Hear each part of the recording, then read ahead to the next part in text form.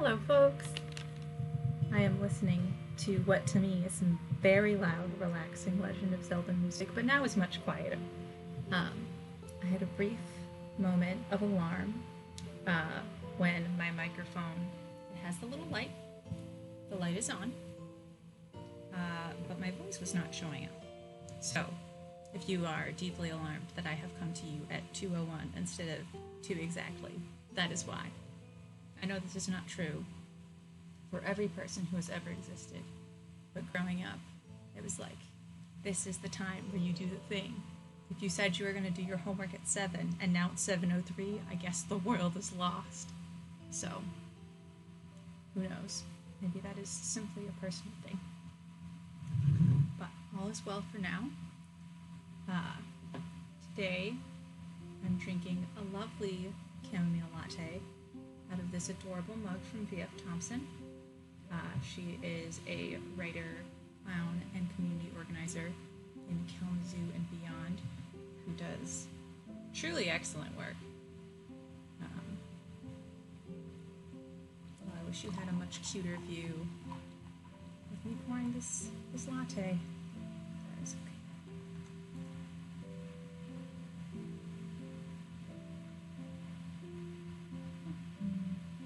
Look at that fluff. I want the fluff. Alright, I'm going to do something very dangerous. You can see here, I'm going to lift and pop the top off and see if I can pour in some fluff. Please. I don't think it's going to work. Oh.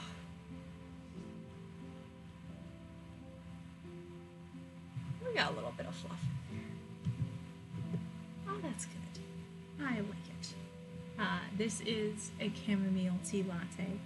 I was not sure what my drink of the day should be today, so I put it to a vote up on old Instagram stories, which is pretty good if you're choosing between two things, I will say.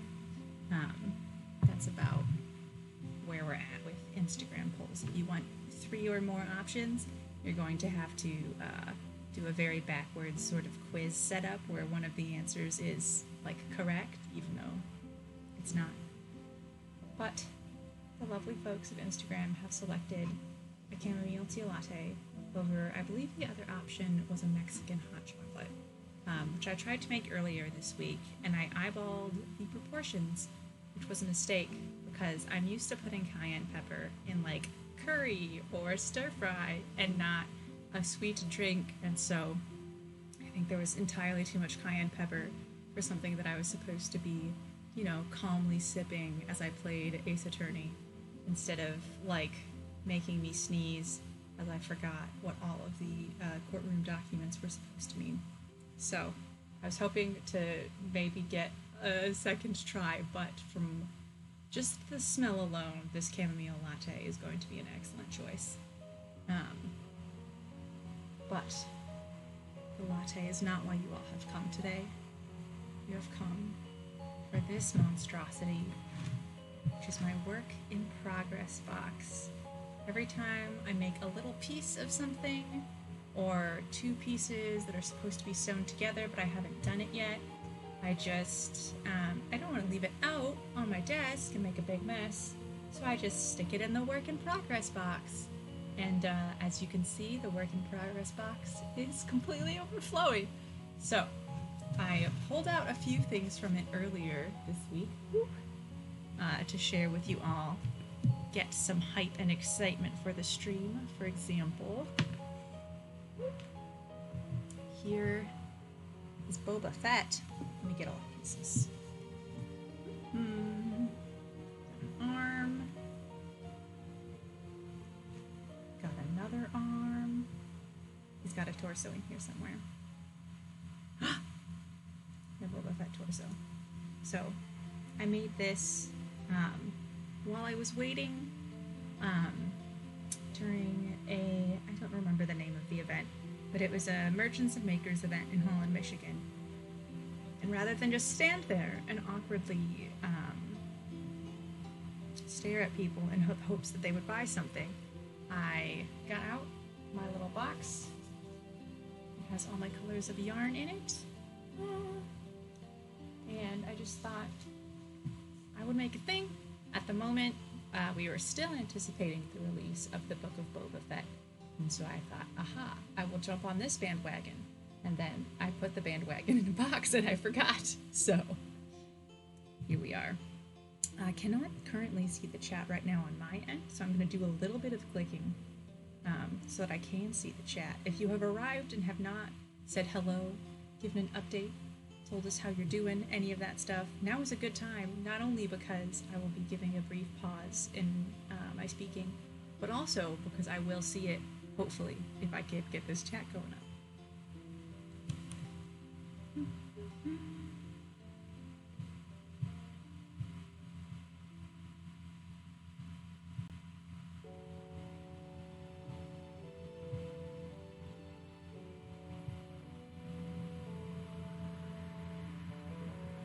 I mean, the most backwards workaround is for me to actually just open the stream itself. But I don't particularly want to do that because I fear echo.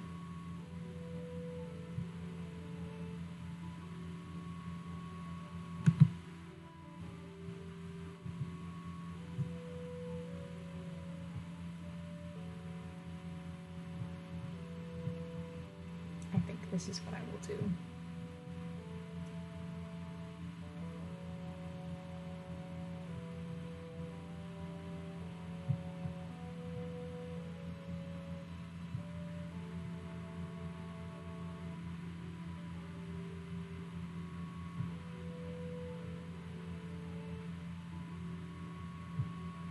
Got it.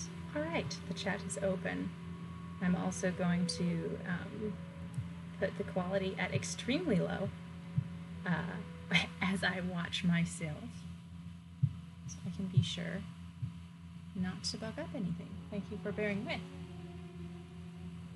Ah, a well-timed music transition is excellent.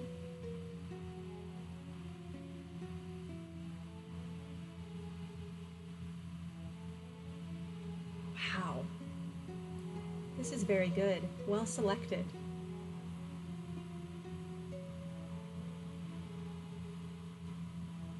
Now this is absolutely delicious. I was a little skeptical of chamomile latte because chamomile is not particularly strong, but the spices are. This has cinnamon and cloves and vanilla in it, along with the base is oat milk, and I put in 2 chamomile tea bags. So this is what I get to experience today. So this is craft number 1. It's Boba Fett, as yet unfinished. If I try to work on Boba Fett today, I will be probably felting on some details on the helmet and making some sort of underside here so that I can sew the body to it. But we'll see if we get there. Shall make a list.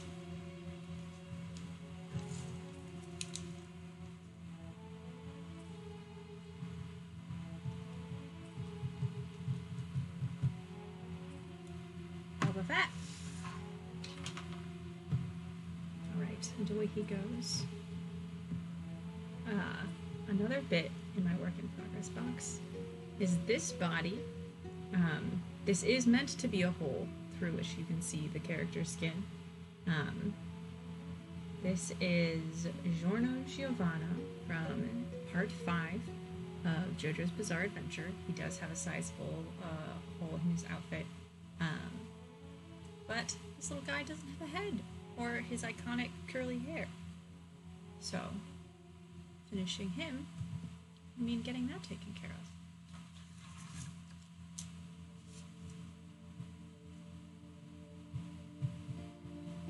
I think I am going to misspell Giovanna, but I know who it is. That's what matters. This next piece is also one I made at a convention Monokuma, the sort of mascot character from the Danganronpa series of fictional novels. It was at the Grand Rapids Comic Con, where there were an abundance of Danganronpa cosplays and all of that, which was very, very fun. Especially, I like being able to connect with, like, particularly, like, teenagers who are just getting into something, who, like, have just, like, unironic and unbridled enthusiasm for something. It's just a particularly, like, pure love of a thing. And this is how all of them felt about Danganronpa.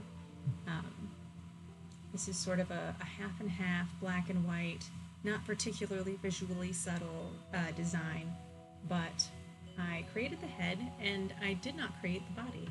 So I suppose it is the opposite of this little guy right here. Monokuma head, Shouno Giovanna body. Oh my, oh my. So. Add Monokuma to the list of things to potentially finish. The next little thing I grabbed is the beginning of a whale.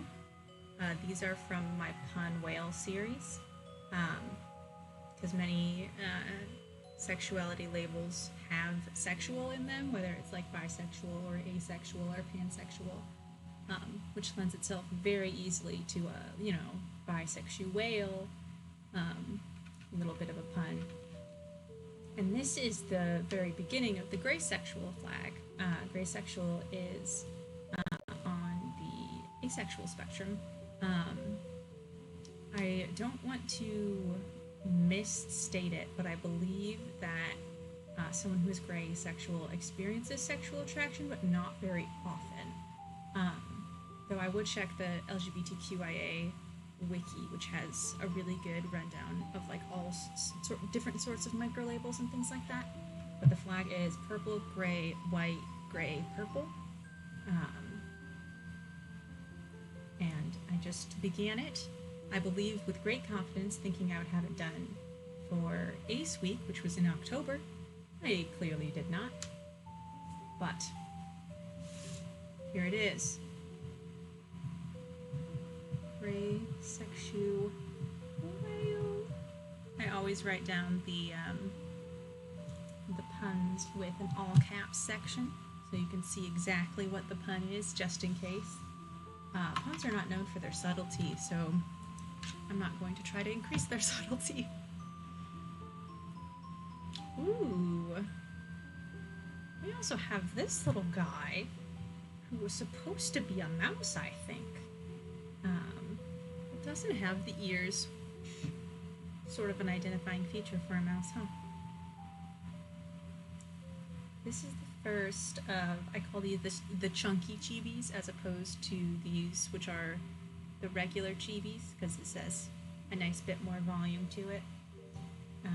This is the first time I experimented with, these are actually not sewn on.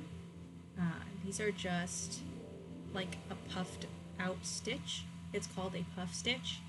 If you're familiar with crochet, that is added as you go, which is a lot easier, because you can just make it all in one go, not have to worry about sewing.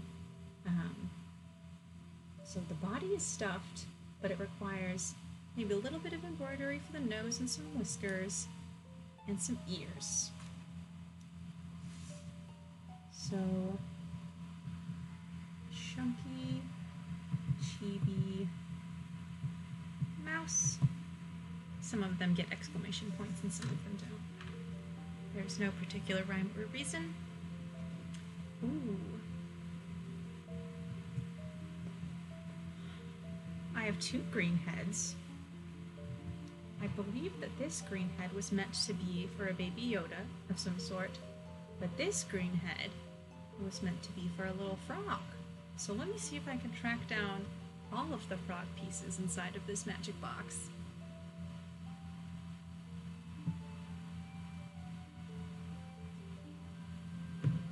Oh my.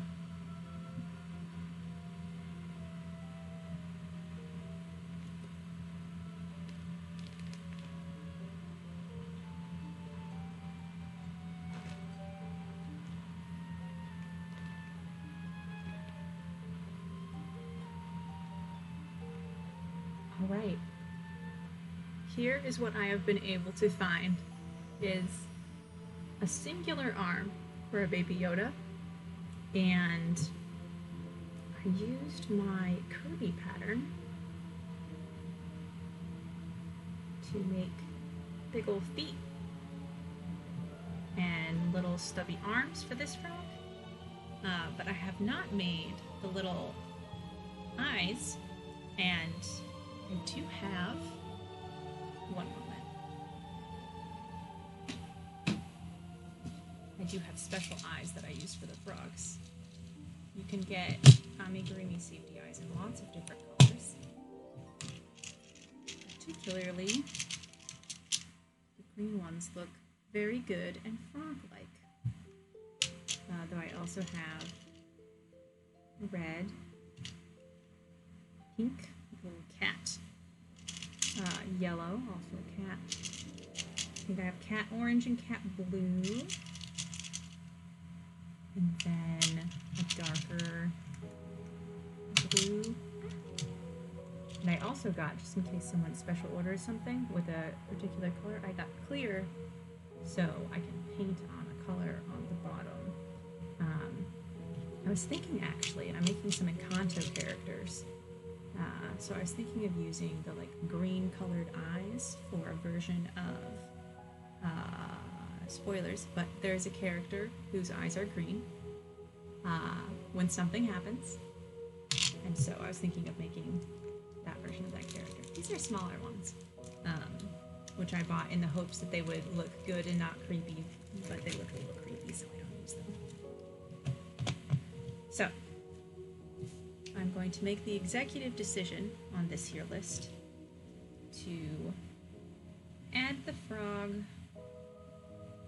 But no, I do not think that this is sufficient to consider it finishing a Baby Yoda instead of just working on a Baby Yoda, because I would need to make another arm, an entire body, and two big long ears in order to finish this. So, alas, farewell, friend Yoda.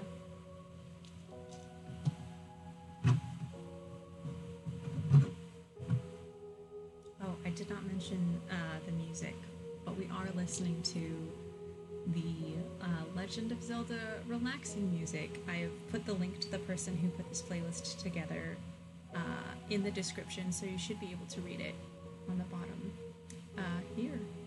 I was listening to this the other day while I was doing some very meticulous counting of t-shirts. There are so many t-shirts in my living room right now.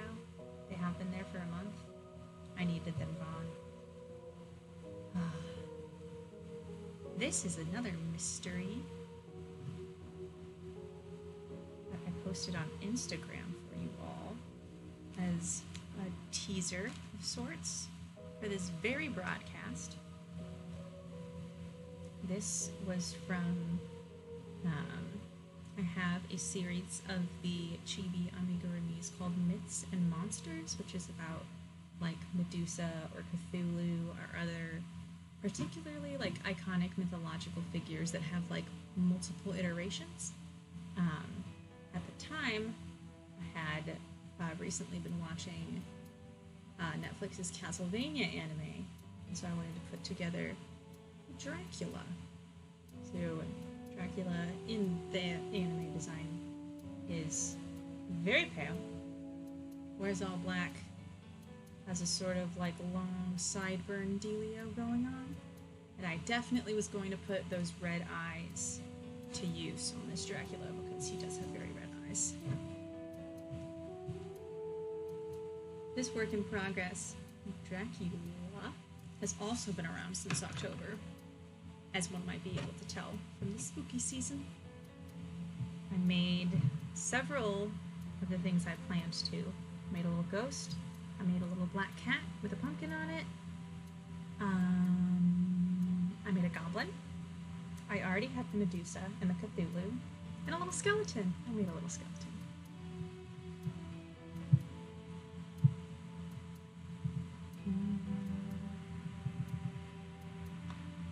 Ah, wonderful. The chat is working. I was just about to click to see if it was.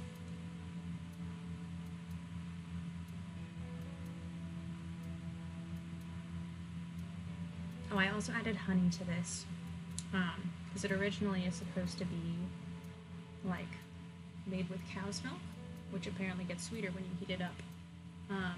But if I drink cow's milk, I will have a very bad day, so I didn't. It is oat milk instead. Here is the beginnings of an axolotl. I used the same design that I use for my cheese, but instead of just finishing it at the bottom, I started from the bottom with a point and then went all the way to the top. So it's got a little bit of a tail to it. I think this might be good for something like a crow or a bird or a lizard. I've been wanting to experiment more with things like the whales that have like one continuous tube, or like the lizard that I have is one continuous tube. So I want to make a rat, I want to make a possum. I'm going to be making a seal for an upcoming guest here on this stream. So you can look forward to seeing both the guest and their seal.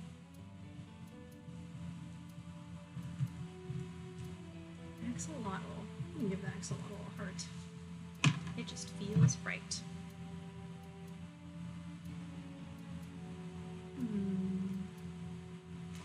Alright. Ready for the big ones. Bonk. This little lad is... Oh, thank you, past me. This little lad is going to have big eyes added, and is going to be a fox. So I will have eyes in here, probably embroider a nose and like bring down the orange, and of course add some ears and finish off the leg. When I use this big bulky yarn, you can see like a strand of this black yarn versus a strand of the black yarn from Dracula. Significantly thicker. So I call it the giant ones. So this is a giant fox. I'm going to tuck those eyes right back in. We had a discussion last week about the strangeness of having, for example, a bunch of torsos or other limbs that you carry around with you, even though the limbs are made of yarn. And I shared that I used to refer to my safety eyes as eyeballs, which is just atrocious. And as soon as I said it in front of someone who didn't know what I was talking about, I realized it was atrocious, and I never said it again. These next two are bags. So, bag number one is a whole bunch of different mushroom toppers. So, it's the top of a mushroom. I would put a little stem on the bottom, or the stalk. But each of these is a different pride flag. So this one is a lesbian pride flag. We have transgender, like the rainbow or gay, non-binary, bisexual, pansexual, asexual. Oh, and then I guess just purple and blue. Oh, no, this is transgender. I think it's purple. I think I was going for like a poisonous mushroom thing with this. If I can peer into my past self and imagine what I was thinking. Alright. And the other bag is from even longer ago. These are snail shells. It's a little hard to tell. Oh. Mushrooms. That also gets an exclamation point because it reminds me of Mary and Pippin. So, here's the anatomy of my snail shell design. It's just a big, long tube that gets smaller. You stuff it, and then roll it very gently so it becomes a snail shell. Since it is not stuffed, I'm going to roll it rather tightly. I made, apparently, a whole lot of different colors before realizing that for what I would have to price them at to get them to move, it wasn't particularly time efficient, even though I really do like the design. So so I don't think I'm going to be producing any more than what's in this bag, unless of course I get a special request. But I would like to put these to good use. So, snails, oops, snails. Alright.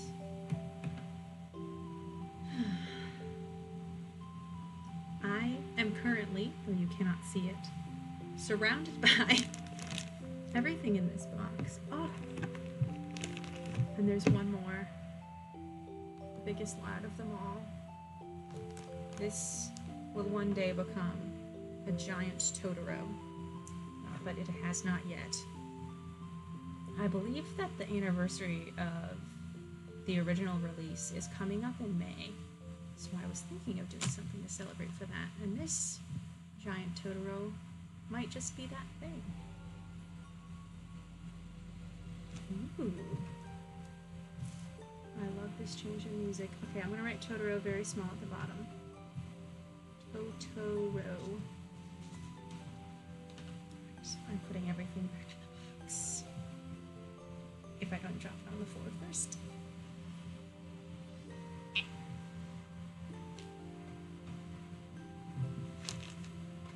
So, as I learned with the t-shirts yesterday, is a lot harder to put everything back into a box than to take everything out of a box. Alright. I've got my list here. It is rather small, so I'm going to type it up in the chat so everyone can read it.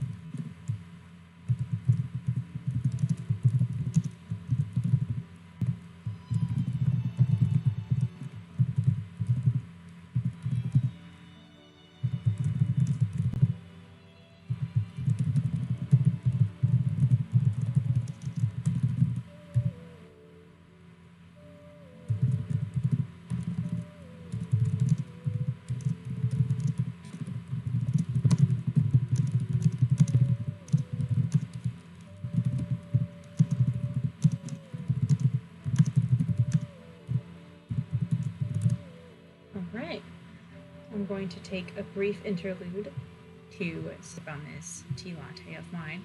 If anyone has strong opinions of things that they would like to see during this stream, I have put every single last one of them into the chat as well as onto this list. So let me know if you have strong opinions. If not, I will choose one at random. And by at random, I truly do mean that. I do not have a favorite.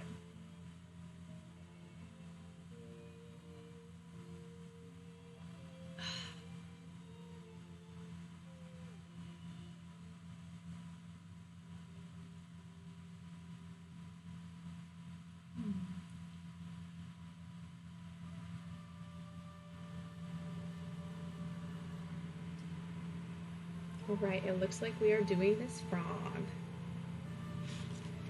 Away goes the list. Let me grab the frog pieces.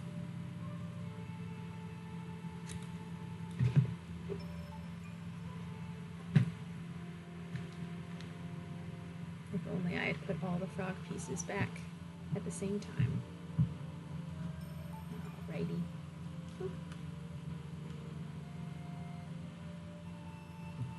Alright, so step one of this process is going to be making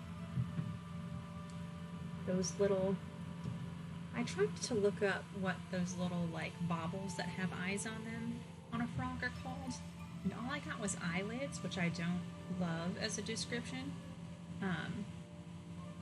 So eye baubles is what we have for now. We'll make the little eye baubles to put right on top here, and for that I need a crochet hook and some yarn.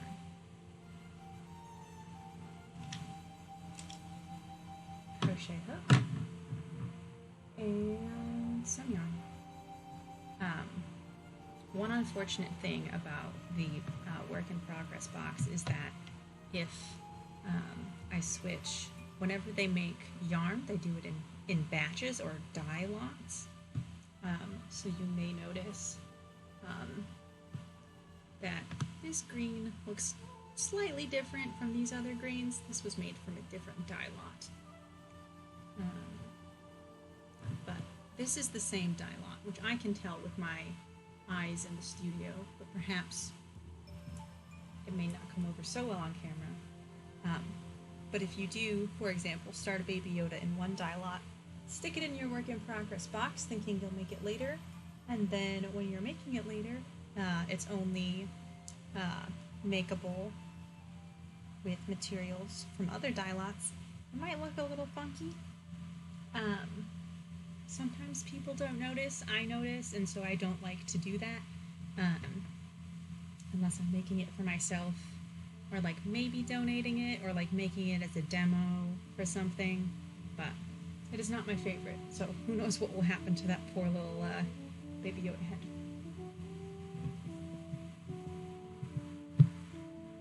All of my patterns I write in a little notebook, and then once the notebook is full, I will type all of it up in a little Google Doc. I'm a big fan of Google Docs. And those Google Docs go on my drive. That is where I'm looking right now. All right, I've made some notes on what these little eyes look like. Yeah, some of you on last week's stream just watched me whip up a tiger without looking at any notes or any patterns whatsoever, which seemed magical, but it was only because I had made quite a few similar creatures the very night before, whereas I have not made a frog of any type in months. So I have been not entertained, that's a little too pithy of a word, but I find it very endearing, the amount of affection that folks have had for frogs. I feel like frogs and possums are like the internet's animal for the past year and a half. Oh no, I have tied the knot in the wrong place.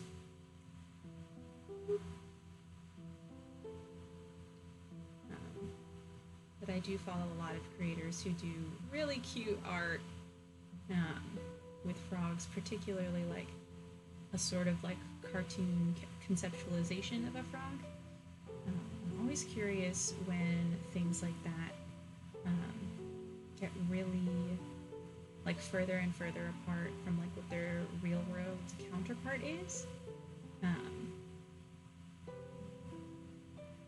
Like I feel like some creatures, like horses, tend to look like horses in cartoons and designs and things like that. But some frogs are just, for example, what I'm making here is just a bubble with arms and legs that is green.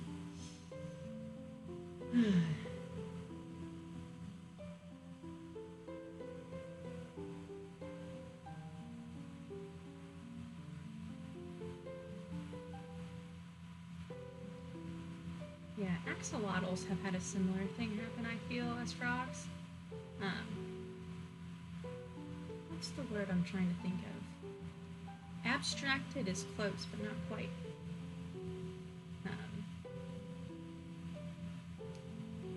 That's the beginning. So if you haven't seen me or any other crocheter make a sort of round piece yet, the way that that works is that they will work in what's called a magic circle, where instead of making it in a row, it brings it all together, and then you work out in a spiral until you get as big of a piece as you need, and then you just start adding rows. It starts to like curl in on itself like a little hat, and just making the hat a little longer so it has a place to hold the eye. And then I will be complete and I will make another one. These frogs have 2 eyes.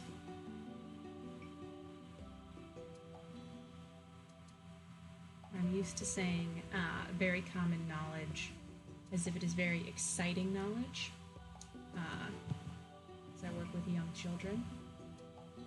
So if I ever am talking to you as if you are a young child and you do not care for it, make me aware and I will try to stop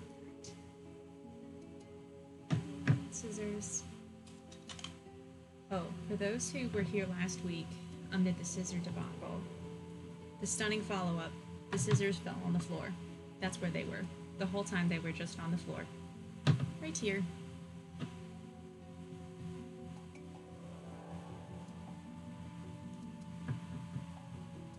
Oh, this is a very chill track. Okay, in order to not get the eye and the arm mixed up, I am gonna put the eye in there now.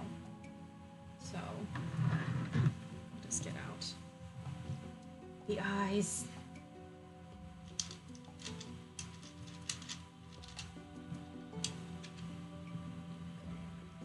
There are 2 different general kinds of fasteners I have seen for safety eyes. One of them is where the little, oh man, the autofocus gets me again, where the little guy itself is smooth, but then the piece is metal with like points on it so that it grabs it when it goes on. Or I've seen parts where the little piece behind the eye has little notches on it, like a screw, and the piece is metal, or the piece is plastic, but it's got little things that will grab more gently. But apparently these are of the metal variety. Oh, actually,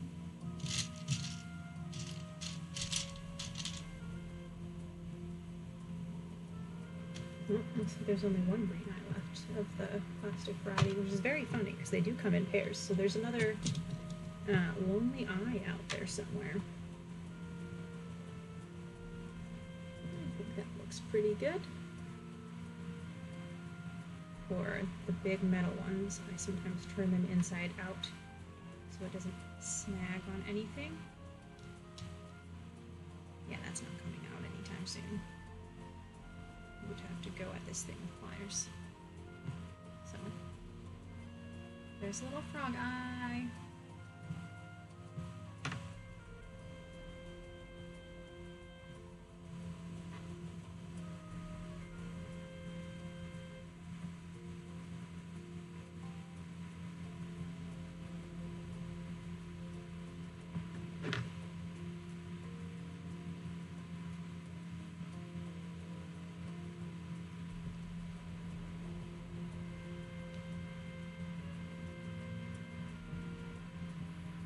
As I am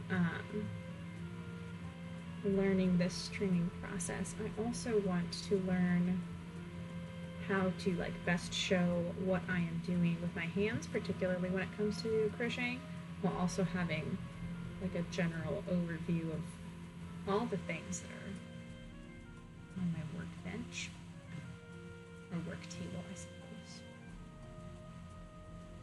So I think having an autofocus and a zoom on the camera would be nice, because then I could bring them up here without having them be all blurry.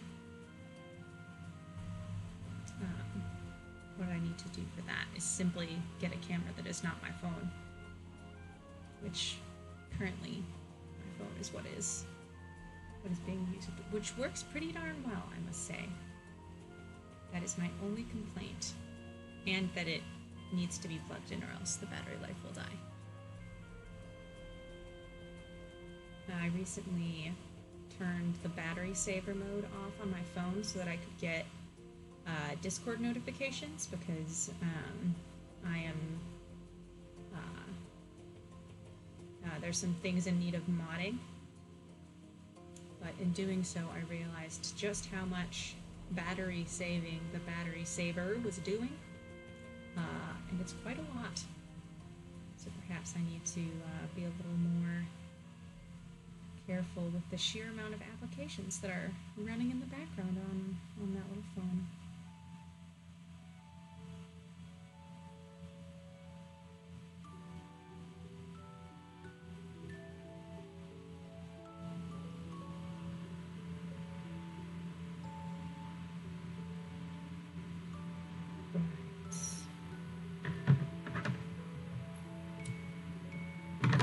This goes back in the box. I am truly just surrounded by various craft materials. So I would like to think of a way to be able to show you this whole thing. Oh, hello, Angela!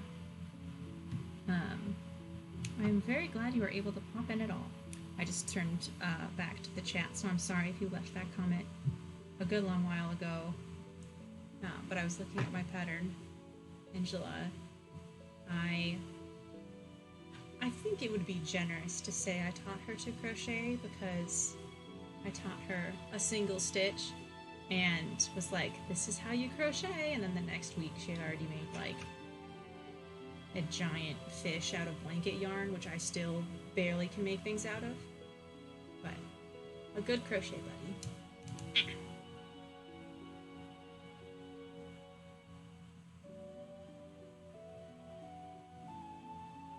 Line number 2. There are other folks joining. Feel free to say hi if you do not want me to call you out or you feel uncomfortable. Just let me know. I think it is frog time. Right.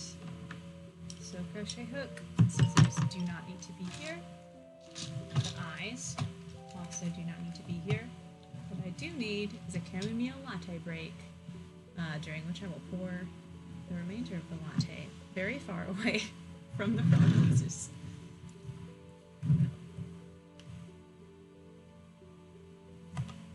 Oh, look at that out of focus latte glamour shot. Yeah.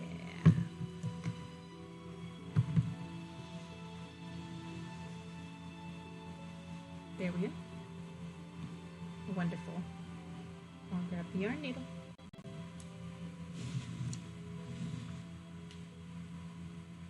Lovely, lovely.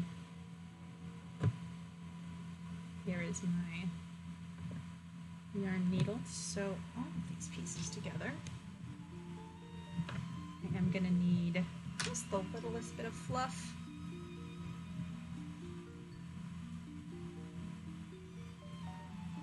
There is some fluff. The feet have already been sewn back together. I'm going to cut off the tails.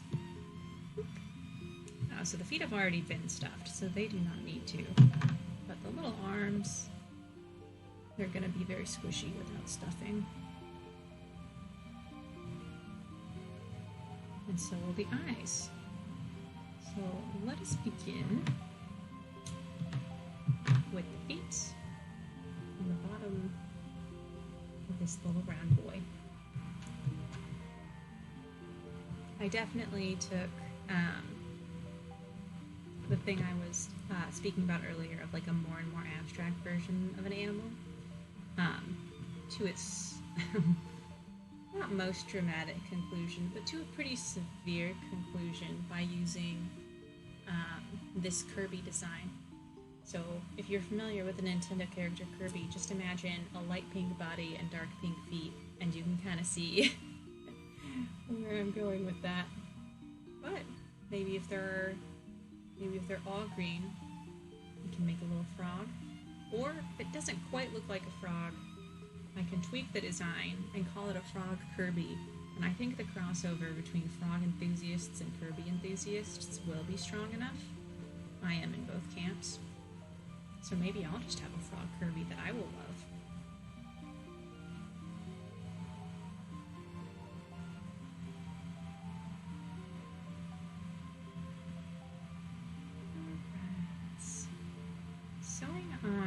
appendages that are not, like, for example, this is open, so there's just a little border, and I would attach that border and then sew around the border.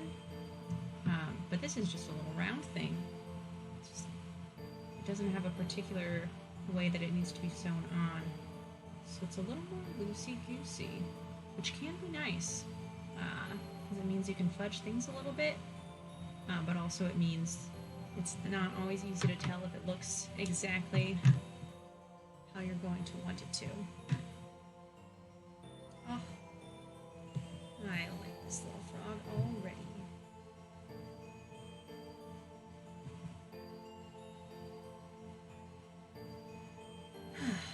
Trying to be more deliberate about dropping my shoulders, because when I am thinking or stressed, I tend to bunch up my shoulders, which is helpful when you then let go of them, but not as helpful if you just keep them bunched, because that's letting tension build up in your body. It's not a good time. Oh, I took a chamomile tea pouring break, but I did not take a chamomile tea drinking break, and this is very sad.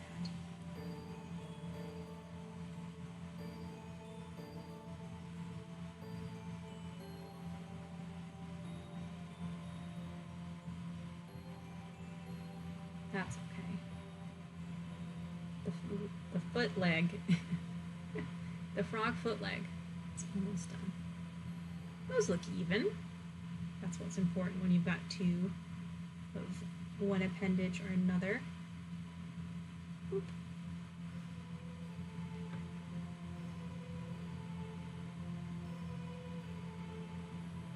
There we go. The nice thing about the little floppy big feet design is you can just chill, hang out. Boop. Yeah, it's actually sitting pretty well.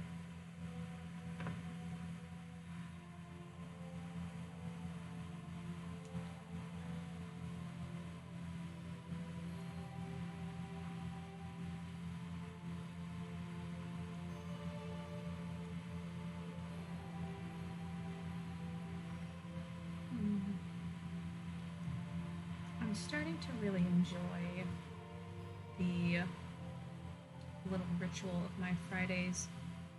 I have only done a stream, or in one case a test stream, but for me it was somewhat equivalent in terms of like time and effort. Just a lot of it was debugging rather than fun crafting.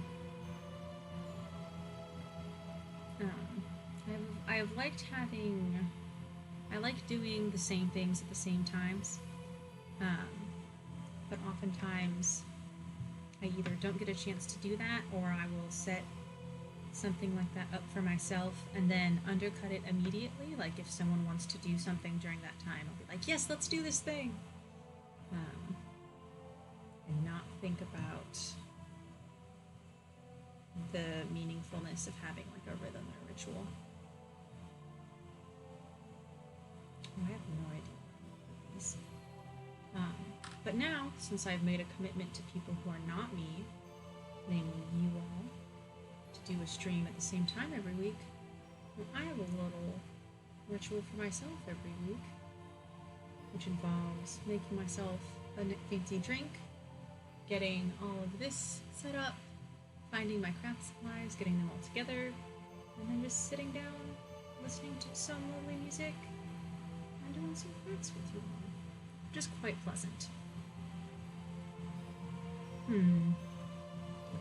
I do have, for example, one of my precious little weekly rituals is another stream of Dungeons and Dragons on Saturday on twitch.tv/Master of Rem. So tomorrow morning, you can rest assured, I will have a pot of tea.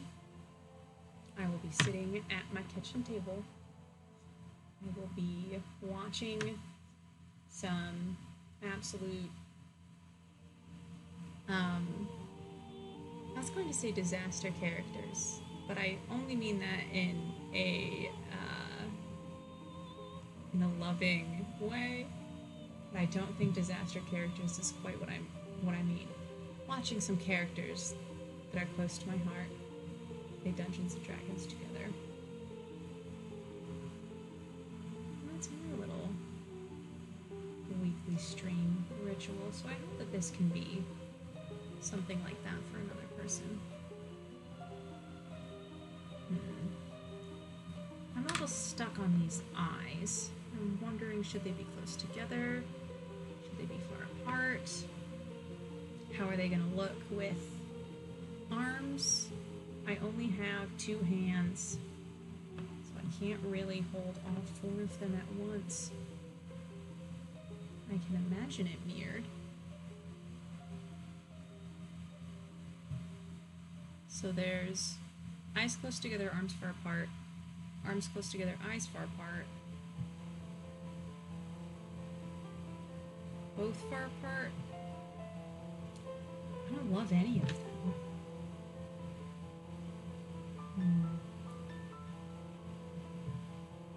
Now might be a time for pins. See, this is what most people use to get their amigurumi piece together, and I forget it's a tool available at my disposal. So, these are to be 2 arms. And these are to be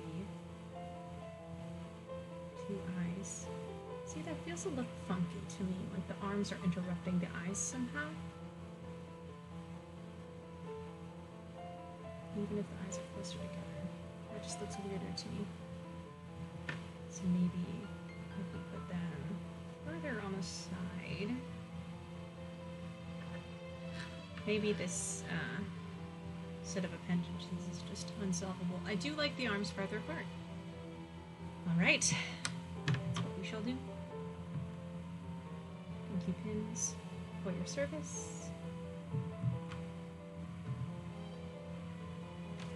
You cannot see them because I've designed it for you not to see them. But right outside the range of each of the up and downs on this table, I have little pieces of washi tape so that I know what's in camera and what's out of camera. For example, these scissors are in camera. This headphone cord was out of camera before I moved it. So I don't really need you all to watch a series of cords flopping around, because you're here for crafts. Crafts and fun. Arts and crafts and crafts and fun.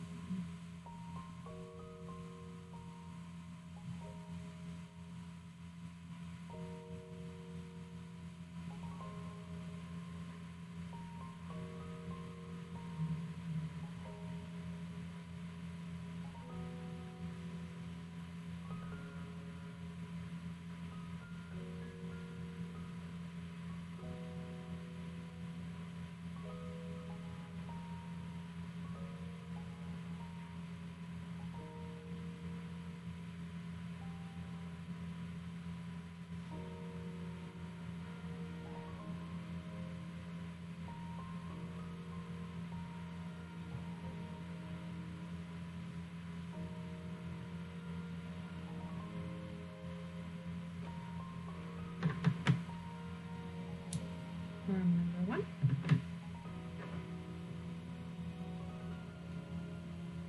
And now it's time for urn number 2.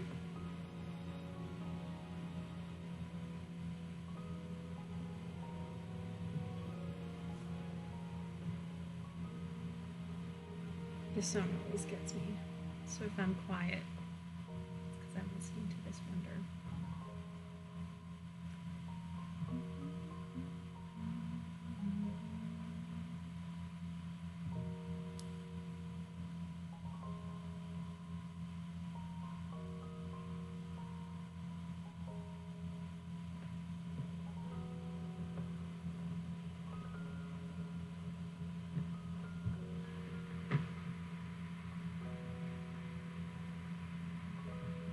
Trying to get it exactly mirrored. So it is a proportional frog.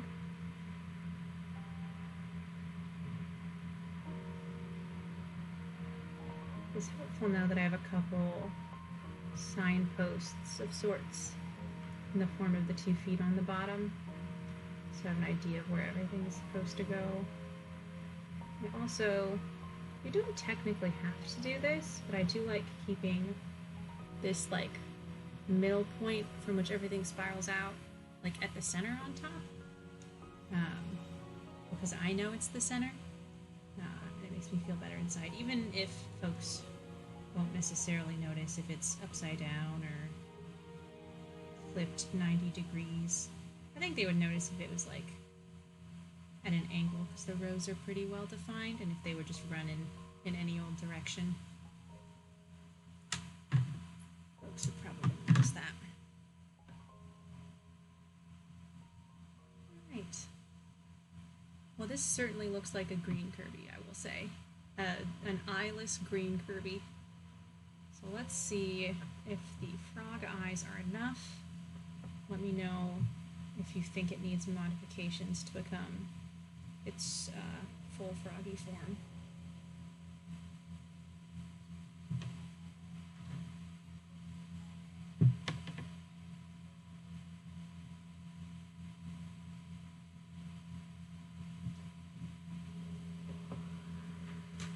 Right. Number one, I think I'm going to lean farther apart to the side, but not have it go too much further back. Back and forward ways, I want it to be centered. Angle-wise, I want it to be pretty far.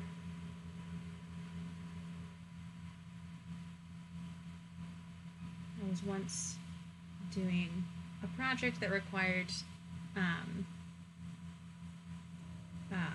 knowledge of rotations in like this way, and this way, like all 3 dimensions. And the person I was working with busted out like words like pitch and yaw, which is apparently like the scientific seafaring terms for what those things are. I wish I remembered which was which, so I could be like the pitch of the eye versus the yaw of the eye. And that would sound very, very cool. But it's possible nobody would know what I was talking about.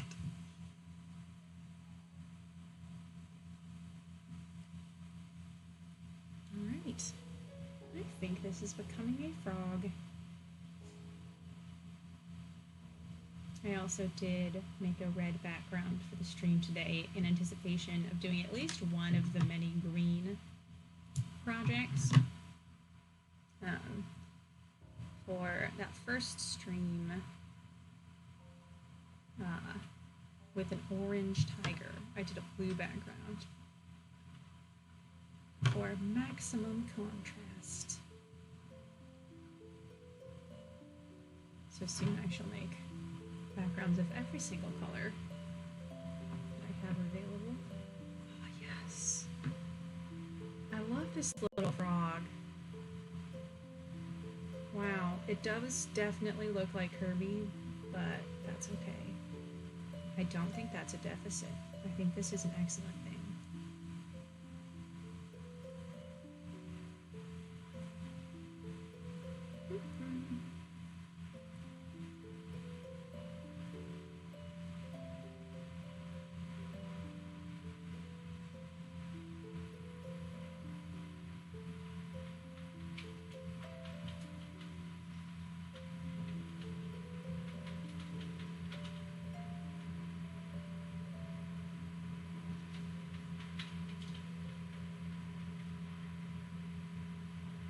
Oh, wow. All right. This is it. The final frog. I feel okay about this. I've still mixed feelings about these legs because they're very big. But I do like the low bobble arms. I do like the way that the whatever we are calling these, that the eyes work. Maybe if the feet were a little bit shorter for next time. Or simply, maybe if we just copied the arm for a little stubble of a foot.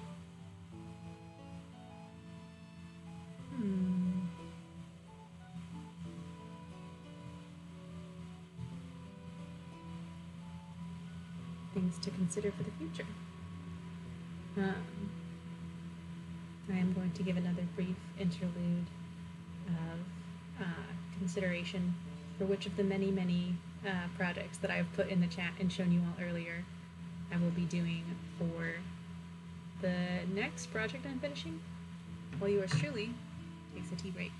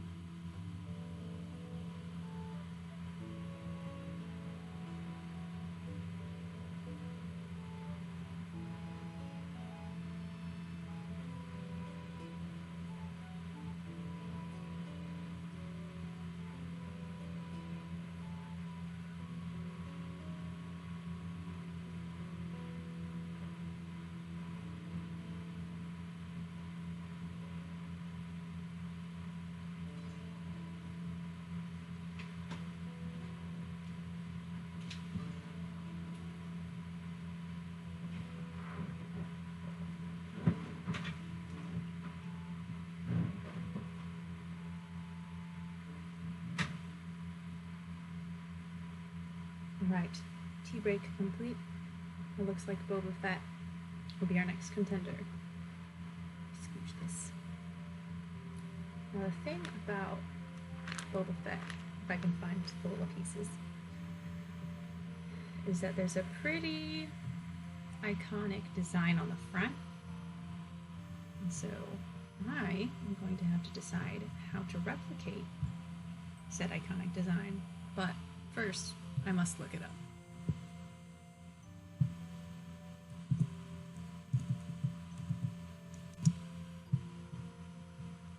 I'm guessing there's like a 60% chance I am going to be spoiled for something in Book of Boba Fett. Yes, I have been. Wow, excellent.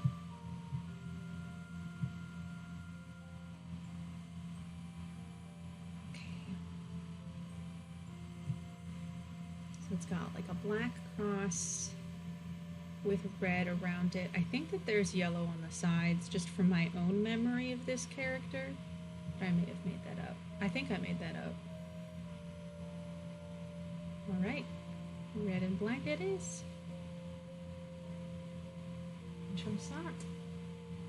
So here we have some black yarn and some red yarn. The cross is pretty thick, so I might consider doing this with a wool felting. Give me just one moment to retrieve my wool felting.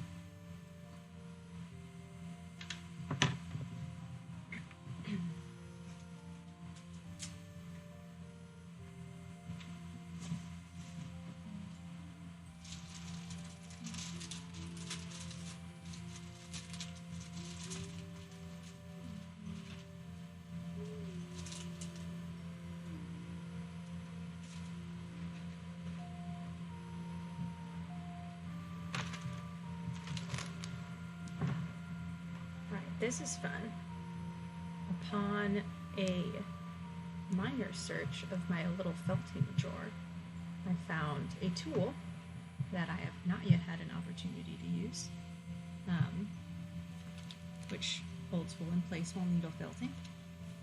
This is incredibly not Spawn. I just know it's satisfying to watch people open things sometimes.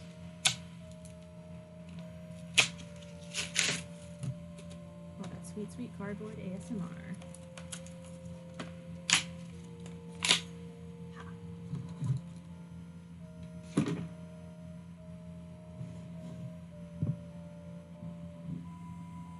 So this is the felting block.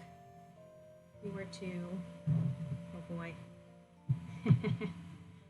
place an object on it, this would hold it down while we stab, instead of holding it down and potentially stabbing oneself in the thumb, which is rather painful, I must say.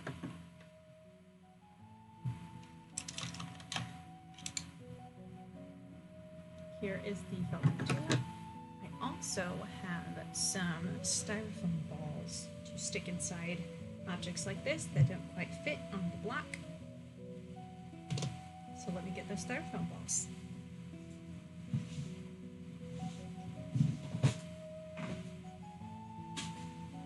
The biggest disadvantage of this whole, like, let's choose some random projects conceit is that since I don't know what projects I'm doing, I do not know what materials I will need. So thank you all for being very patient with me mucking around my craft room to retrieve all of this. I'm just stuffing all of these in here.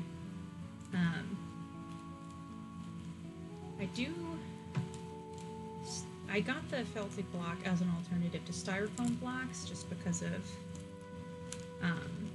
eco-friendly reasons, but there's not really a good alternative to styrofoam balls that I know about for felting. So if you know of one, I would love to hear it. So here are the materials that I grabbed. The frog is going to leave. Still here.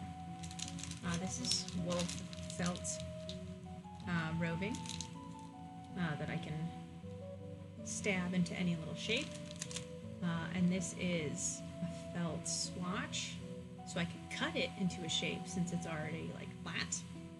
And then this is a bunch of different colors, but I will be taking the red to make the border with the Boba Fett mask. I believe I'm going to see it's already kind of cut it in the shape. I'm going to cut like a really big felt, a felt thing first, just to see, because I have not yet made something out of felt to attach to something that is crochet. I have felted, felt is both the material and the technique, which is vocabulary then. Oh, this is very cool. But I have not tried to use a felting needle to attach material of felt to crochet. So we'll see how that goes. Looking back at this Boba Fett, I think maybe it's a little thinner on this part. Goes maybe something like that is the point where it goes across.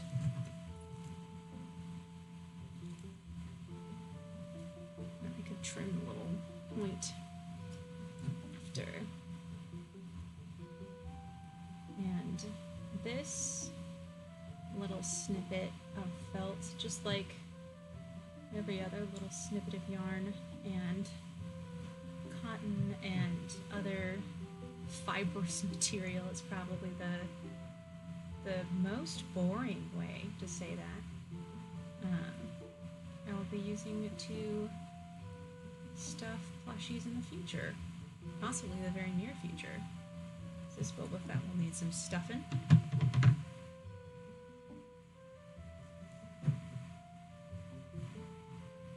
Okay, I actually really like this.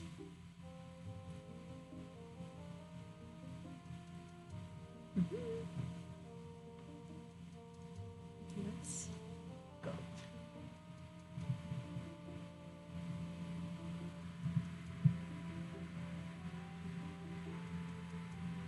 So, these have a little spring to them. It's very satisfying. So, you can press it. Oh no, these styrofoams are not going to do this, huh? I'm always entertained because the process of felting truly is just stabbing something over and over again, but the results of felting are like adorable and sweet. So I find the various pseudo-violent methods of fiber arts to sometimes be entertaining for that reason.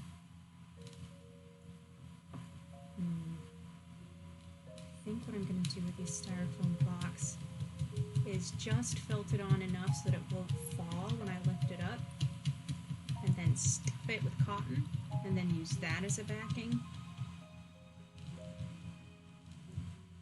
This is also tough because it's got 3 prongs,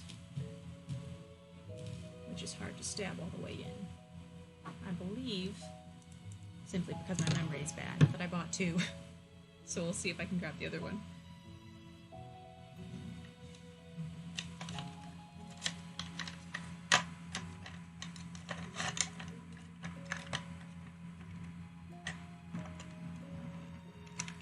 Aha.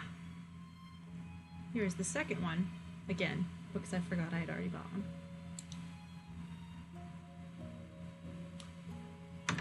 See, this is a little...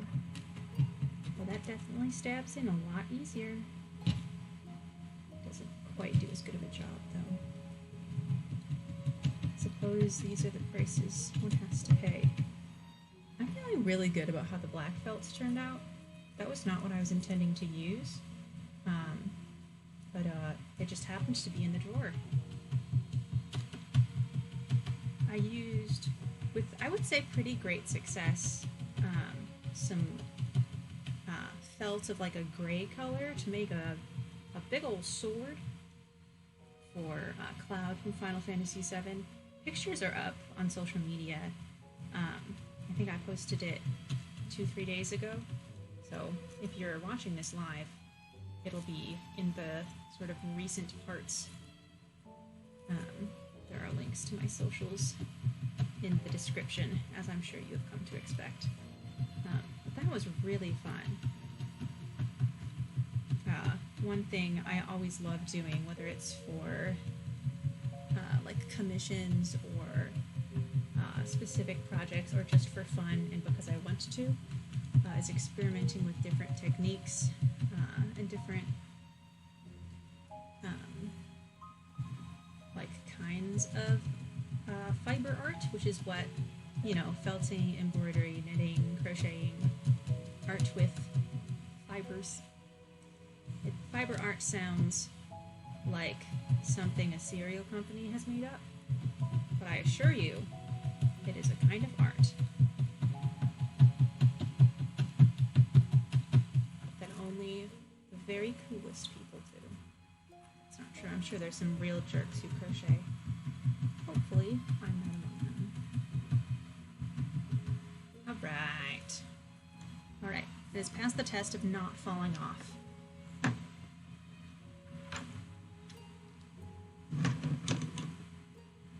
This is for the future. We don't need this anymore.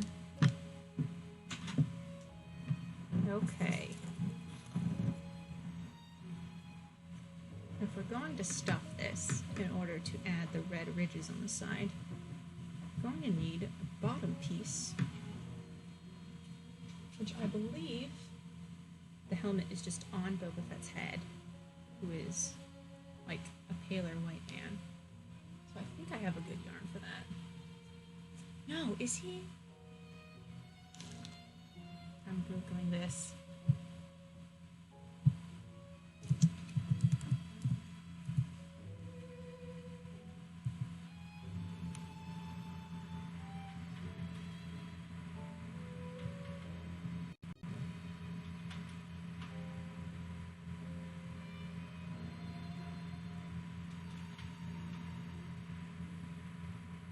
Alright. He's a New Zealand actor. I have an idea of what he looks like, just from refreshing my memory with pictures, so I feel good about this choice.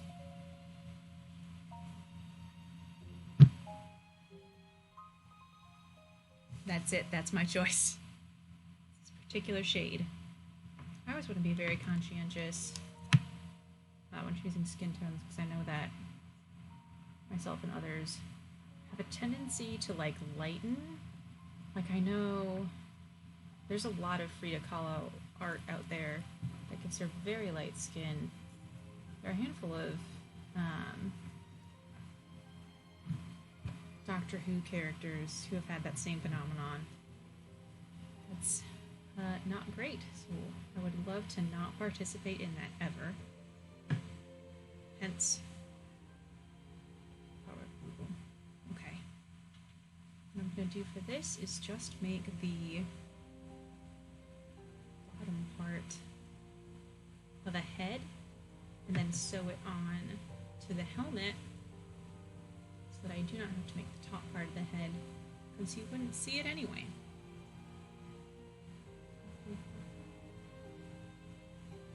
Hopefully we won't run out of yarn here.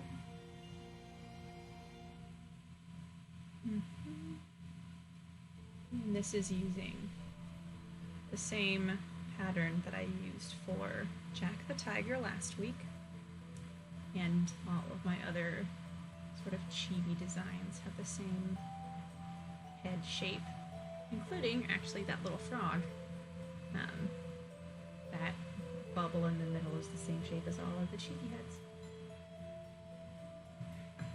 Looking good. Again, this is that spiraling out effect. And then I will do a couple rows to make it round so that I can attach it.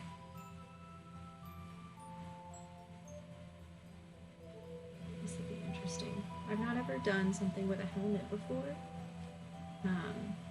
I just sort of went for it, and I've definitely not made like a headpiece before making the head. So you may watch this crash and burn, but we will certainly have learned something.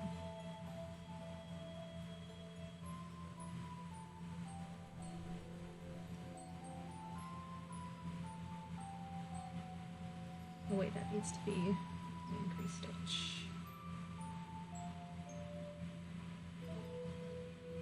While we are here and just chilling with one another, let me know, how are you doing today? How are things going? Is it a happy, joyous Friday? Is it a less than ideal Friday? Is it a Monday sort of Friday?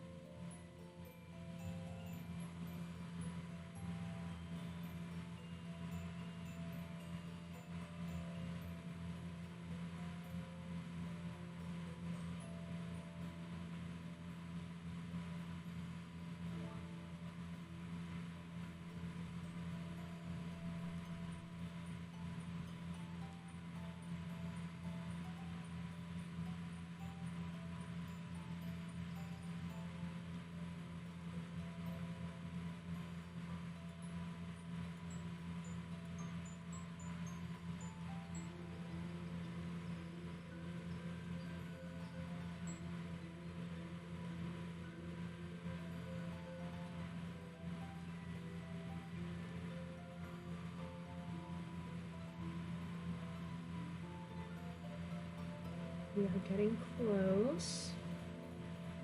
I think 2 or 3 more rows should do it.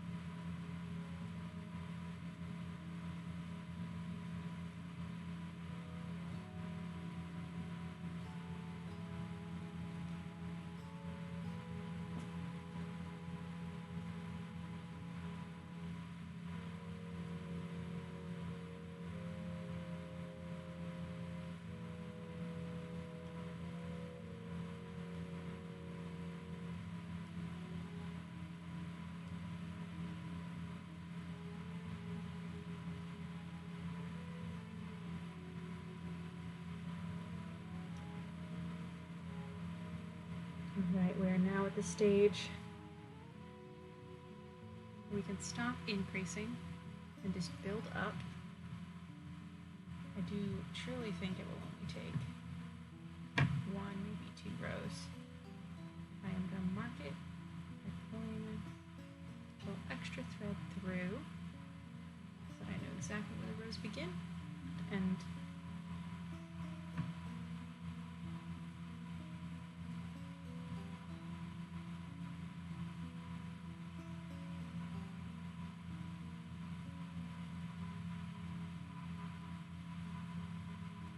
Someone is excitedly honking outside. Oh, I hope they're going somewhere excellent and that they're picking up a friend.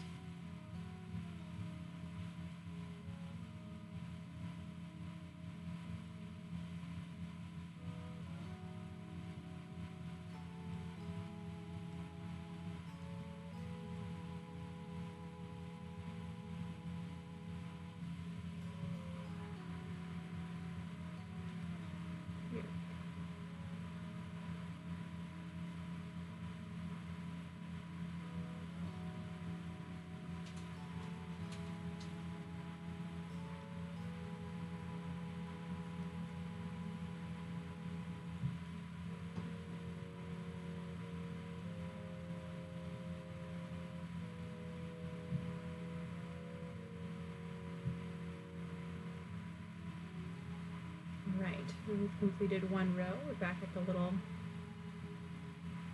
tail.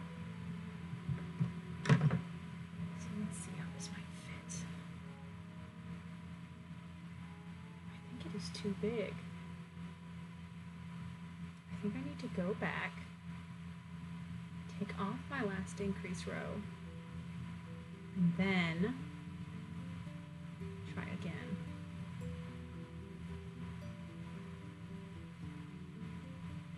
So I know it's frustrating for some people, but I find it very satisfying to undo crochet work. So you just go. Oh, those stitches popping out. I admit knitting is a little more on the frustrating side to undo, because then you gotta weave your needles back in through all those tiny little loops, and that part's not so fun. But with crochet, you've only got 1 loop. So as long as you can find that, you're golden.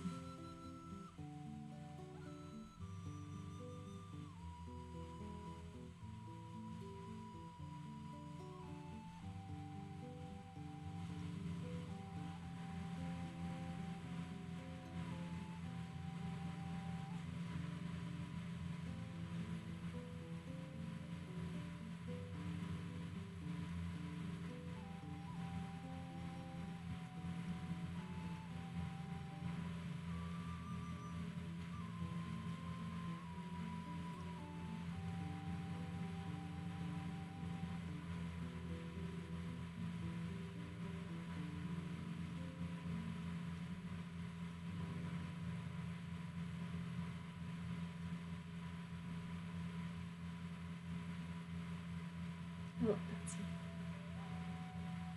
Oh, I also love this song. And there, as far as I am aware, are no duds in the Legend of Zelda soundtracks.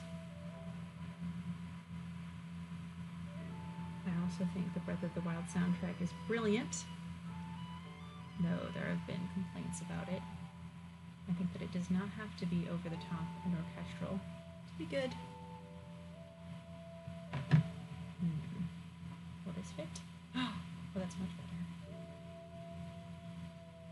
Oh yeah, I think we got it, folks. I think this is it.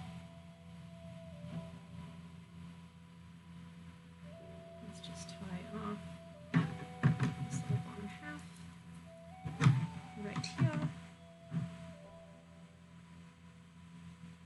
So here's my plan. Got this little round bit of head we can put on the bottom of the helmet. And use this long tail to sew them together so the stitches don't show up on the outside of the helmet. Do see how this little edge bit. We'll have to improvise with some styrofoam, I think. But that's okay. As far as I can tell. So usually when I'm stuffing two pieces together like this, I like to stuff each of them. So I'm not trying to force things on top of one another. Nice. Really fill out that helmet.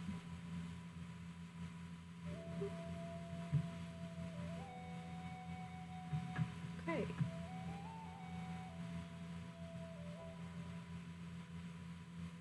I also want to see if the body's going to attach in a... Okay, that's not completely silly looking. Doesn't look like he's shrugging. Or has an exceptionally long neck. Which is how these can look if you don't find the right balance.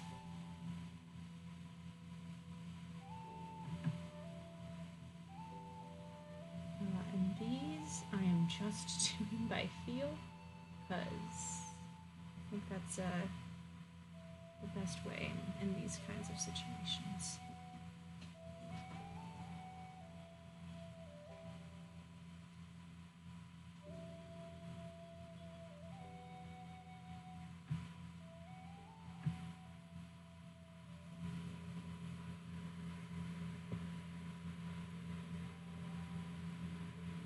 I'm going to go under that whole black bar and over the other end. This green will definitely show up on top of the black.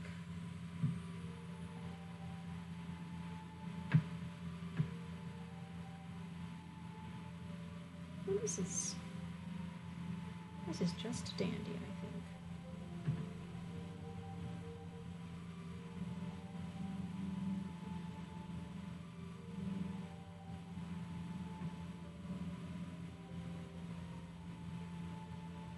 Yeah, this, I mentioned last week, there's definitely a few of the plushies I make that I would definitely give a warning to if someone were intending to buy them for like a child or a pet. And this is one of them, because it is not sewn on, I think, securely enough for a pet, and with the felting details, that could come off and be eaten easily. It's not ideal. So, here we go, the final helmet. I think it looks pretty good in all three dimensions.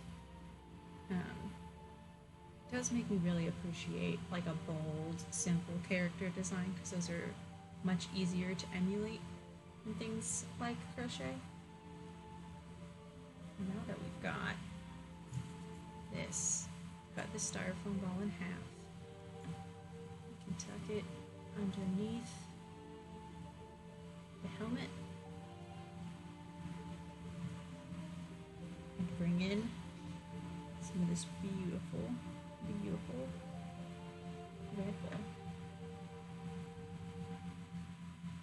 Oh, yeah, that's bold, dramatic, I dare say heroic. I think I'm going to try to hold it with this tool, but I don't know. I might just use my fingers. Okay.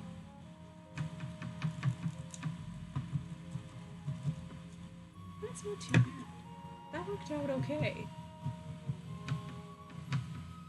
I do love not stabbing myself with a sharp object. That's truly not what you want. I did do that on stream last week, in case anyone missed it. I don't think the red goes under. Let me check the picture.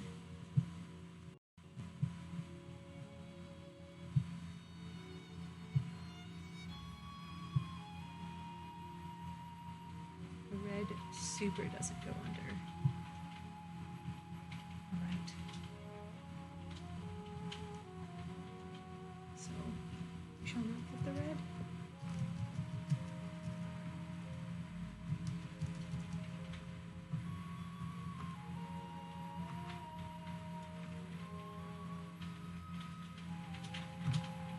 did not stuff this very thoroughly, but that's okay. I think it needed a very thorough stuffing.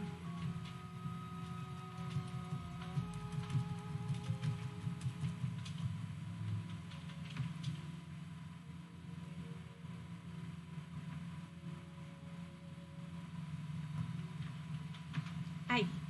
I just stabbed my thumb. Ouch. I've done it again. I can't believe this. I didn't stab it very hard. I think maybe the word stab is a very dramatic one. It was from a little too much Dungeons and or Dragons.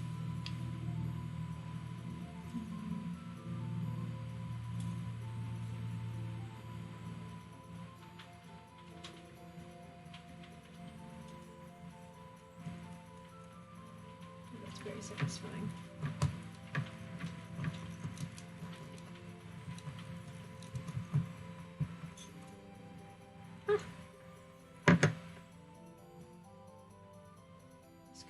Just dandy.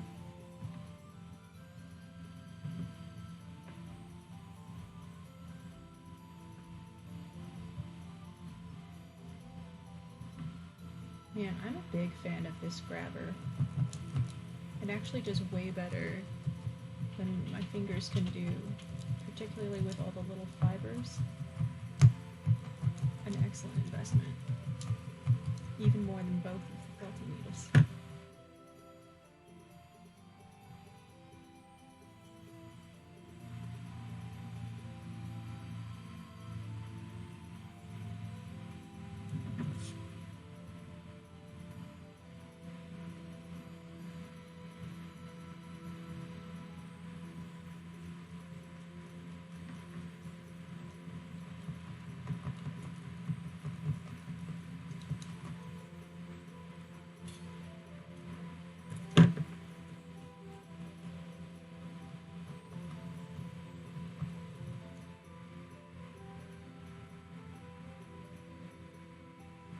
I am not stabbing my hand.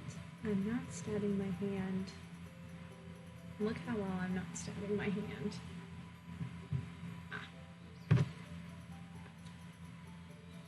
I love they've put little bird noises in this mix.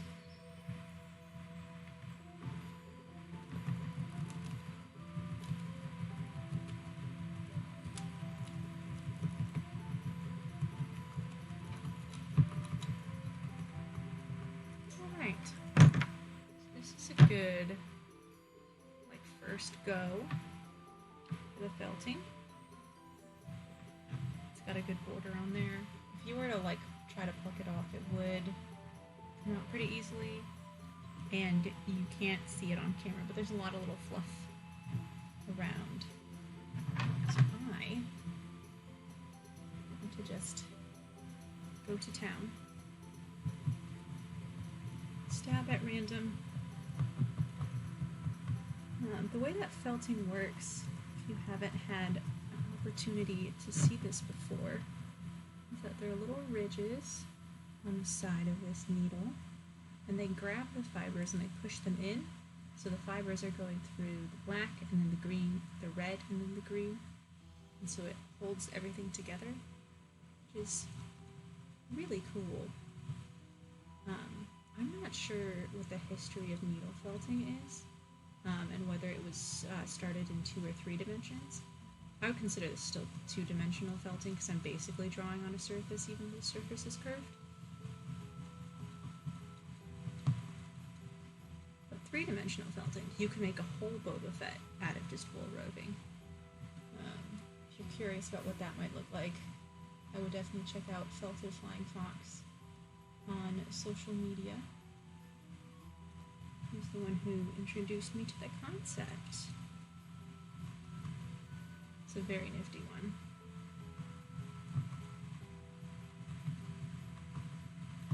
Oh, I'm trying so hard to make sure I don't get stabbed. Please. My nervous little hands.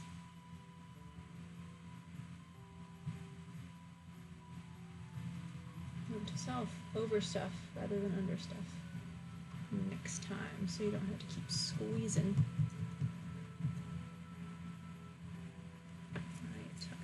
styrofoam in there. Those last little points.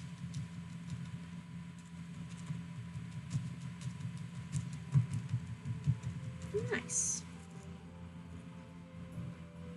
Alright, I'm gonna give my felting arm a break. I may be done with felting, so I think a break is the end for today.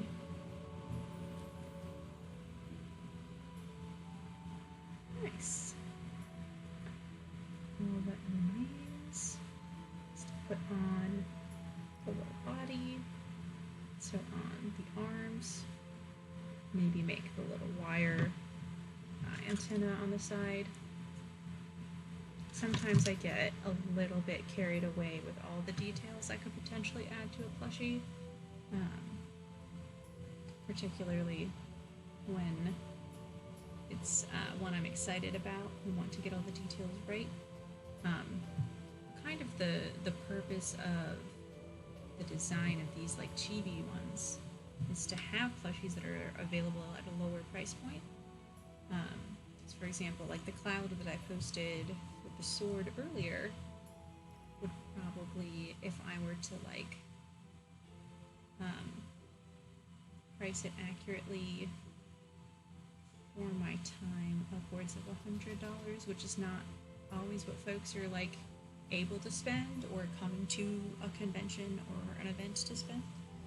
And so having multiple options to make things accessible for people is really nice. Also, it's fun to not always be working on the most complex project all the time. Other Curiosities on Instagram has been posting some really helpful little videos on like how to price your art and like how to sell art without feeling really skeevy about it, which I really enjoyed. It feels good to like have someone who like gets what that process is like. But all that to say that to add too many details on this Boba Fett would ruin the premise of the Boba Fett I'm trying to make, which is just a simple little guy that someone can pick up and love and not have to worry over much about buying, hopefully, so that they can have a Boba Fett and I can be paid for my work.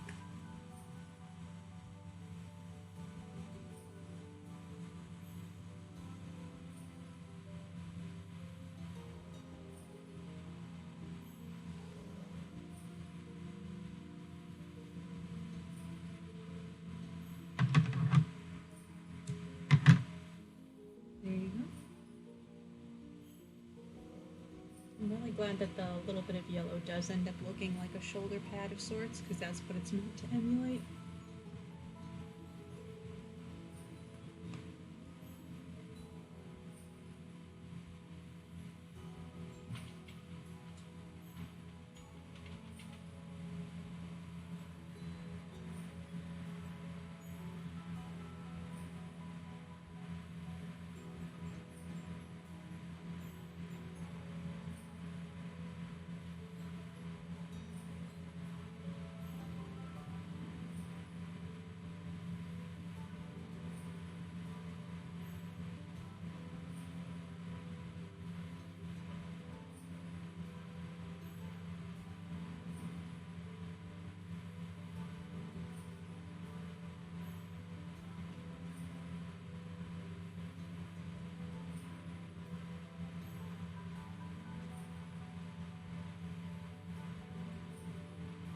Right, 2 arms on.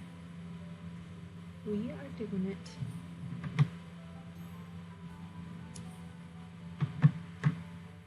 Ooh, I failed to anticipate that I would need some yarn with which to sew the body onto the head. This is quite funny. However, I have yarn right here.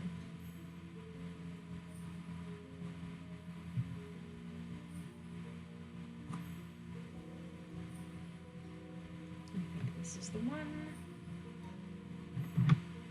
Snip. No problem.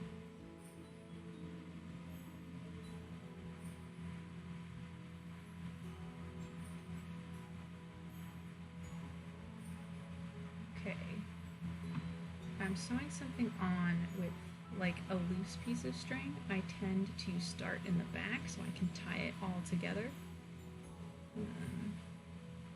Like tuck the little knot inside. It's not a bad idea.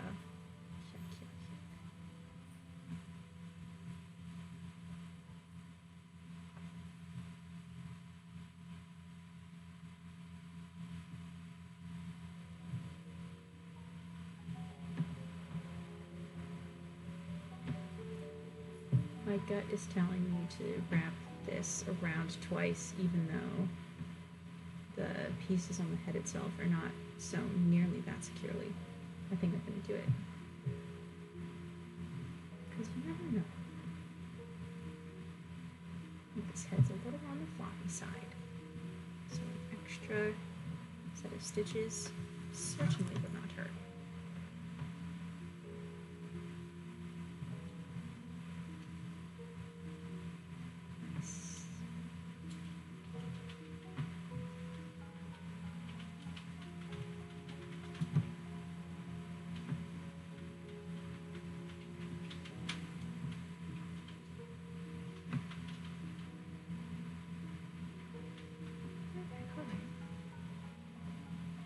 And here we go. And tie this together. That's what's the plan. That little knot's not going to be very noticeable. I like to put it on the back anyway, because these are the kinds of things that I notice if I'm looking at my own or other people's work.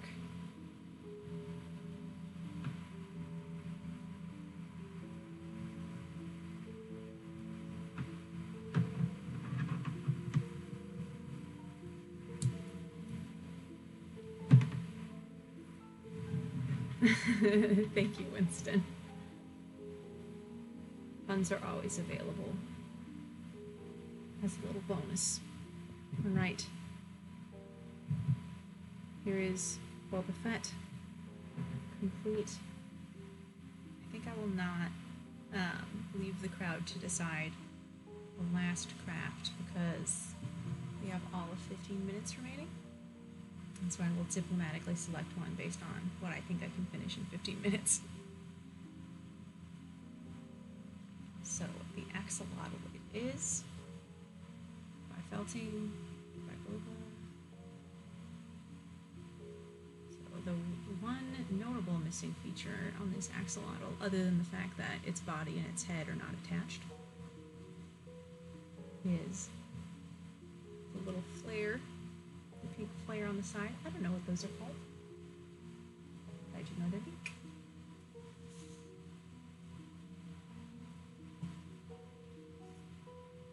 I like to use this super bright pink color. It's a little bit darker.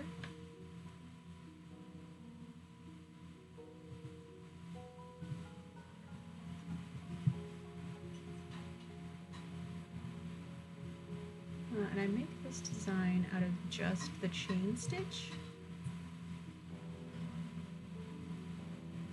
So the chain is the one where you just loop over and keep going. Looks like a little chain. You can also loop stitches into one another.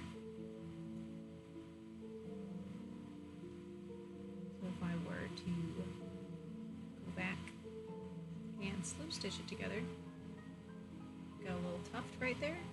If I do that 3 times, I'll have 3 tufts. It'll look at least vaguely axolotl-like.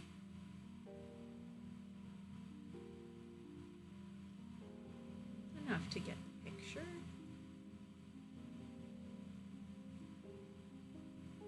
And as I explained in my earlier run around, this is the same body I usually use for animals, but with a little bit of tail added.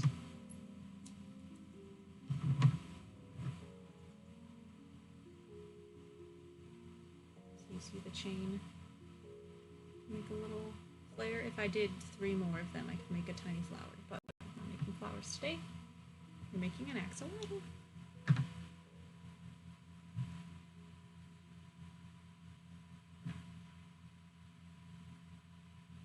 in here.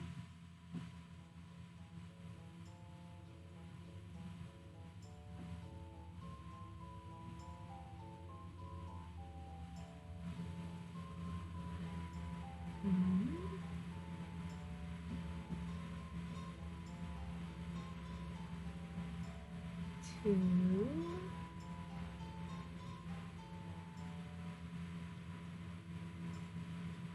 And 3. Time to sew.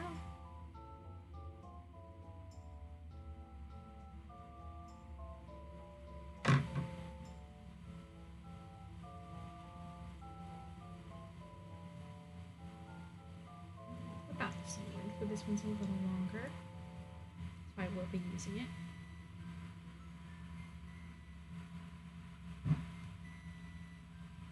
Goes like right along the side of the head there.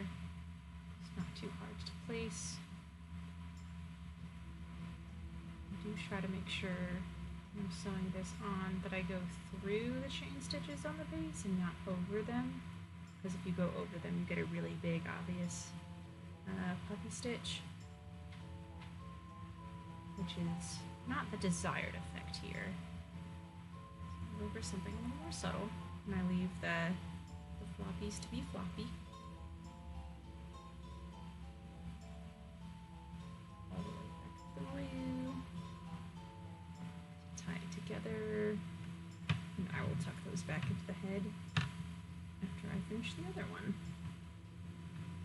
I do like working with amigurumis because little pieces like this, if it were on a scarf, you would have to individually weave it back into each stitch. If you just pop it on the inside, that thing's not going anywhere.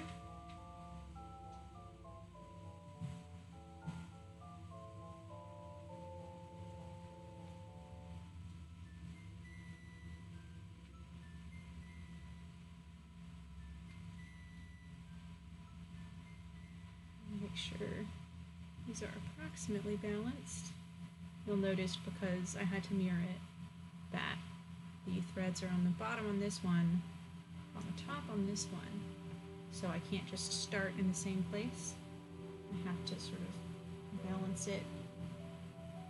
That works, I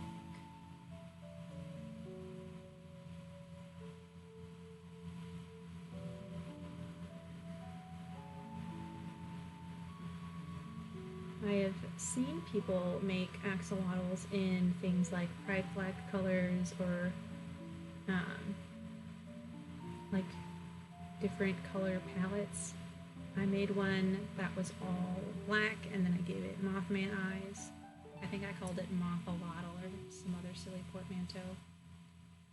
I'm wondering if they're still hashtag relevant enough to try more designs. Perhaps I shall. But first, I'll finish this little pink friend. So when you're tucking the little strings on the inside, I like to go through and grab them with a crochet hook, because I'm much more adept with a crochet hook than I am a needle. But some folks like sewing them in. So it is up to you. I try to do truly as much with a crochet hook as possible, because I figure the better that I get with the singular tool, the better the stuff I make with that singular tool will look. My recent adventures into knitting have taught me the exact opposite, which is you need to accumulate so many different kinds of tools. Like, it is just, knitters are very adept. Props to you all. Okay, all these little appendages are already sewn on, so we just need to floop it.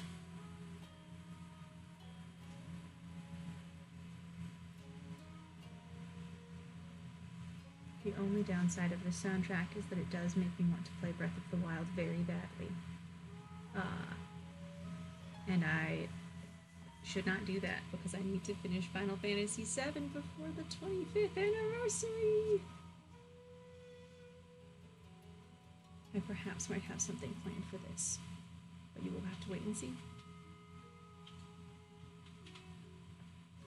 Okay. You got a body, you got an axolotl, and I think I might have time to do a little screenshot with you all. The very first test stream, I artfully arranged the projects I've been working on, I think at that week it was hot cocoa that I had been drinking,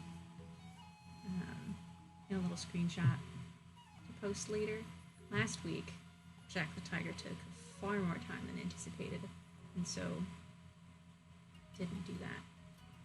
But this week we will be able to.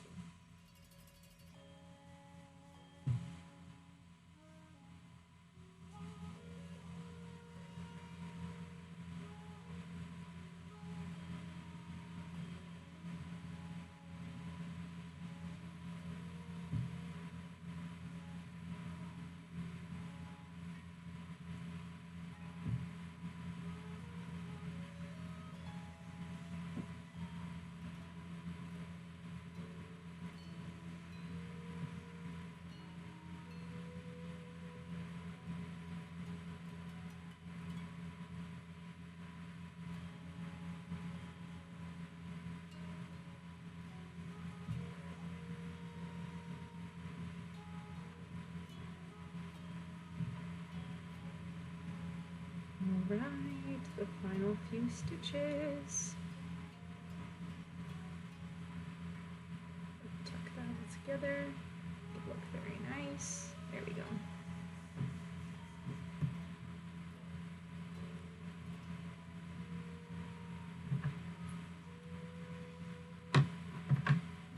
Okey-dokey. This is excellent. So, in review, we took what is still, for all intents and purposes, an absolutely giant box of projects, and we made it slightly smaller. I finished sewing this frog together, made the little eyes, stuffed it all up. I made this Boba Fett out of the helmet piece and the body pieces, figured out a felting design with some felt and some wool, made this headpiece, stuffed it all up, made it work, and as a, I was going to say chaser, that I don't think is the vibe I'm going for, made an axolotl. So now, like the finale of a television show, to bring back all of the players that were involved, gotta get this guy in here, the true MVP of this stream. These two tools right here. Artfully arrange some black felt, perhaps, and some strings and strands.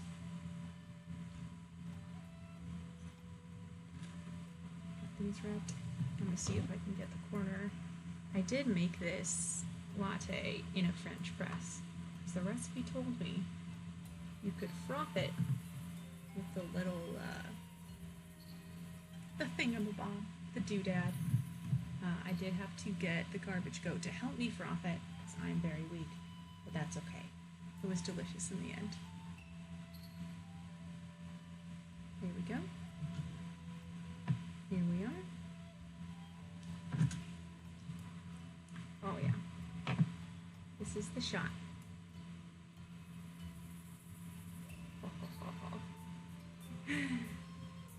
All right. The time is now. I'll put scissors in here too. Oh, I like it. All right. Everybody smile.